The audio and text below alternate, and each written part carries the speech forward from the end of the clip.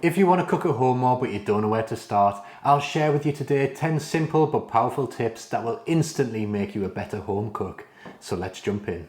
Hi, I'm Tom and I've been working as a professional chef for the last 15 years, and over those years I've developed some habits and techniques that have taken me from beginner to pro. And I believe that if you implement some of these little tips, you will be able to host dinner parties with confidence and take your cooking to the next level.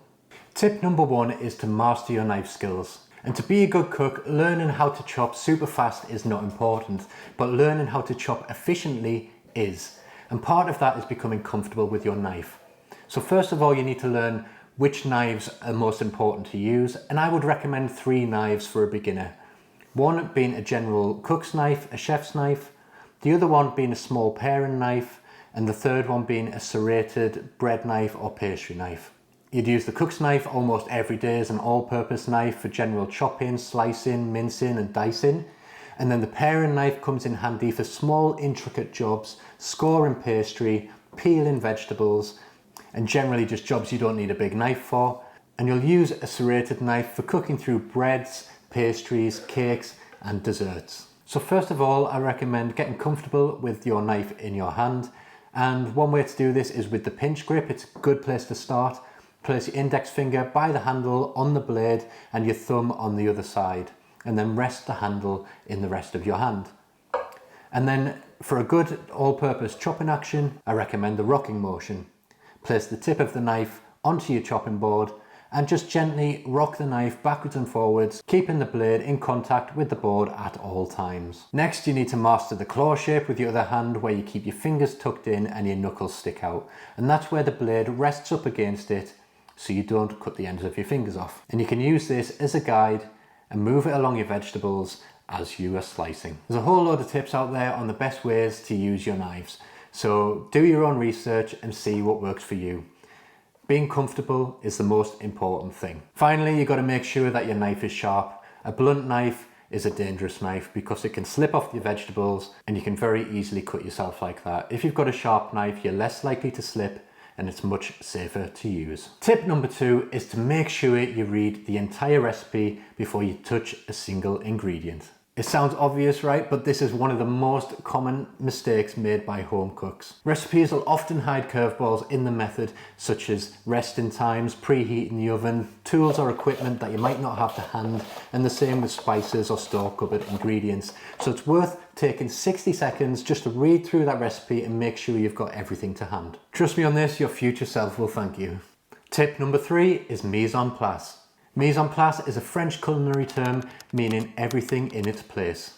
And this refers to prepping, chopping, measuring and weighing out all your ingredients before you even start cooking. You can even lay out all the tools and equipment that you're going to need during the recipe. And of course, reading through the recipe beforehand to make sure you are physically and mentally ready. And this is exactly how professional chefs stay calm, clean and consistent, and it works wonders at home too. Tip number 4 is to taste as you go. Tasting as you go is one of the most overlooked yet powerful ways to cook good food consistently.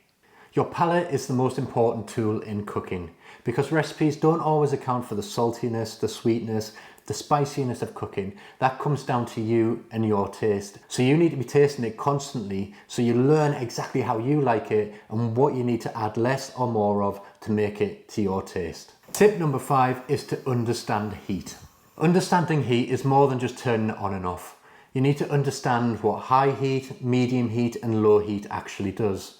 For example, if you're searing a steak, you want to get it on a high heat because you want it to have that nice intense hit as it's cooking. But then you might want to gently saute some vegetables. That you would do over a medium heat because you want a bit of a sizzle, but you don't want it to scorch and burn. And then if you want to gently simmer something, you would do it over a nice, low, gentle heat. And always remember to preheat your pans before cooking, because this will just set you up nicely. And the cooking times will be much more accurate if you're already placing your steak into a hot pan and it's searing from straight away, rather than placing it in when it's cold and it just boils and messes up your cooking temperatures. It's also important to remember that once you turn off the heat, it doesn't stop cooking. If you take your steak out of the pan, the heat will continue to rise through the steak and carry on cooking. And that's why resting meats are so important. because cooking doesn't stop as soon as you take it out the pan. Knowing how to use the heat properly gives you control over flavour, texture and doneness. And here's a few pointers just to keep you on the right track. Use high heat for searing, boiling and charring, medium heat for sautéing and simmering, and low heat for slow cooking, sauces and melting. Tip number 6 is to use salt wisely. It's important to remember that salt isn't just for a final sprinkle at the end of the dish and then hope that it tastes really good. You want to add little bits of salt as you go throughout the cooking process and taste as you go so you know how much you're adding. This will help build the layers of flavour, because remember, salt isn't just to make it taste good, it enhances the flavour of other ingredients in the dish. Here's a few tips of how to use salt like a pro. You can use salt before cooking on meats and vegetables to draw out moisture and season the meat before you start cooking it. And then you can add salt during the cooking process, especially if you're making soups and sauces. Add a little bit at a time and taste and adjust as you go. And remember not just to add salt at the end, because when you do that, it doesn't add the depth of flavour that the food deserves. Adding throughout is the key with this. Tip number 7, don't overcrowd the pan. Especially when you're searing meat, overcrowding the pan can lead to steaming and boiling rather than searing, and you won't get that nice brown crust that you want to happen on a steak or some chicken or whatever you're cooking. If you put too much in the pan at once, it cools the pan down too quickly and then it just struggles to get back up to temperature. And it doesn't just go for searing, it can be when you're boiling or anything. The more cold vegetables or the more cold ingredients that you add into a pot cools it down instantly and just slows down the cooking process. So you want to cook things in batches. When you're deep frying, don't put it all in at once and get it done. One, that's dangerous because the oil can overboil and you don't want that. So do it in batches. Your food will get nice and crispy and delicious, and that's just the best way to go. Overall, when you cook in batches, you can have more control over whatever it is you are cooking.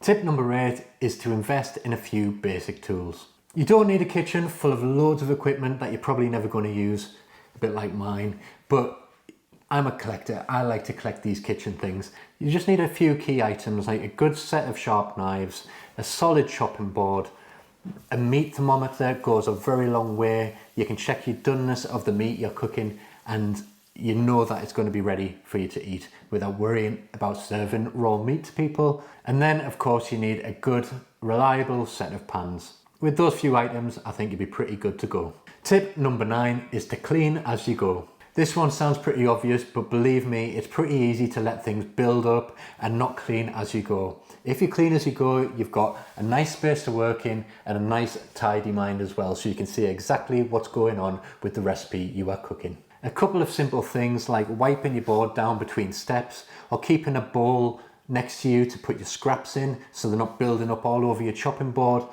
They all work wonders in making things easier, cleaner and tidier when you're cooking. And also, if you do it as you go, you're not left with a big pile of dishes and dirty workbenches to sort out when you've finished cooking. Because let's face it, when you've finished cooking, you want to enjoy the meal you've cooked. You don't want to worry about the washing up afterwards. Tip number 10 is to practice one dish at a time until you absolutely nail it. So basically, repetition.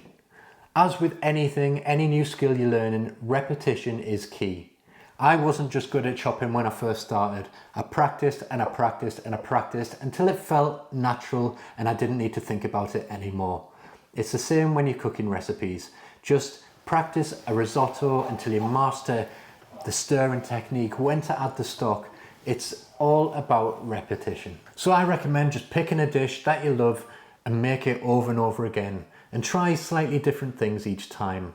Add the salt at different stages, chop the veg in a different way, whatever it may be, tweak it and change it until you absolutely master it to your own taste, until you look at it and go, wow, I've made something fantastic. And that is just the way to practice cooking.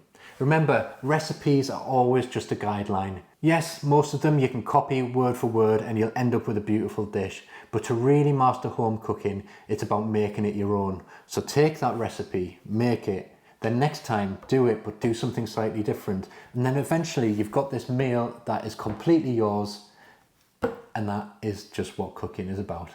Here's a few examples of good practice dishes you can make at home. Master a good roast chicken. This teaches seasoning, oven timings, and how to rest meat correctly. Next, a good old tomato pasta sauce. This is really good for creating a really nice sauce, balancing acidity, sweetness, seasoning, stirring techniques. That's a really good basic one to learn. Once you've got that, you can apply that to so many different dishes. Another one is risotto. If you practice making a good risotto, you're learning so many techniques in that. Chopping techniques, adding liquids in, watching how it absorbs into the rice, cooking the rice to how exactly you like it, seasoning as you go, stirring techniques, and also just learning how to be patient, because risotto is a dish that you need to be patient with. Stir fries are great because you're learning how to cook at a nice high temperature. You need to cook them fast and furious at a high temperature. You get to practice all of your veg prep, and it's just a great one for learning how to cook.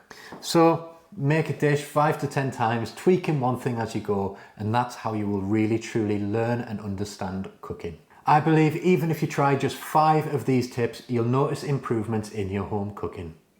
I hope you enjoyed this video and learned something from it. If you did, hit the like button, subscribe if you haven't already, and I'll see you in the next one.